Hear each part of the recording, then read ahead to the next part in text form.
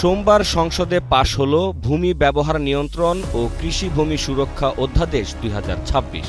আবাদি জমি রক্ষা এবং ভূমির পরিকল্পনা ব্যবহার নিশ্চিত করাই এই আইনের প্রধান লক্ষ্য। এই আইনের আওতায় দেশের সকল জমিকে মৌজা ও দাগ নম্বর অনুযায়ী ভাগ করা হবে।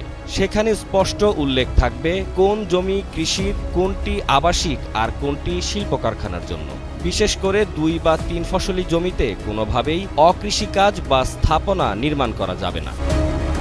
অনুমোদিত জোনিং ম্যাপের বাইরে গিয়ে জমির শ্রেণী পরিবর্তন করা এই আইন অনুসারে দণ্ডনীয় অপরাধ হিসেবে গণ্য হবে। আইনটির ফলে যত্রতত্র শিল্পায়ন বন্ধ করার মাধ্যমে কৃষকরা তাদের পৈতৃক আবাদি জমি রক্ষা করতে পারবেন।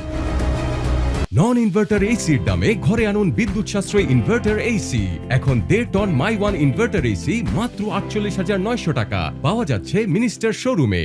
বিশেষজ্ঞদের মতে দেশের সামগ্রিক খাদ্য উৎপাদন সচল রাখতে ও বাজারে কৃষি পণ্যের স্বাভাবিক সরবরাহ নিশ্চিত হবে এই আইনের মাধ্যমে। এছাড়াও পরিকল্পিত আবাসন ব্যবস্থা গড়ে উঠলে সহজ হবে নাগরিক সেবা প্রাপ্তি এবং রক্ষা পাবে পরিবেশের ভারসাম্য।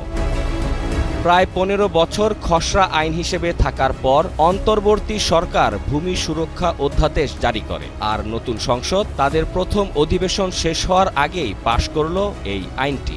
এখন থেকে ইট পাথরের নিচে আর হারাতে হবে না উর্বর ফসলি জমি।